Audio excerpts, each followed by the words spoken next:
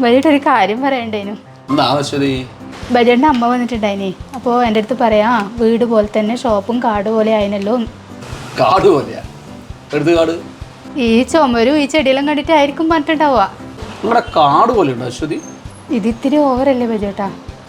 ഓവറാ അശ്വതി? എൻ്റെ അമ്മയിലുണ്ടല്ലോ പഴഞ്ചൻ ആൾക്കാരാണ്, നീ അതിനെക്കാട്ടിയും പഴഞ്ചനാണ്. എടി ഇച്ചിരി ഓവറായല്ലേ ആൾക്കാർ ശ്രദ്ധിക്കുള്ളൂ. ഇതുവരെ അറിയില്ല. മോള് പോയട്ടെ, പോയി പണി നോക്കിയട്ടെ. എന്നാൽ പിന്നെ ഇതിൻ്റെ ഉള്ളിൽ കുറച്ച് മരവും കൂടി നട്ടാലോ? അടിപൊളി ആയിരിക്കൂലേ?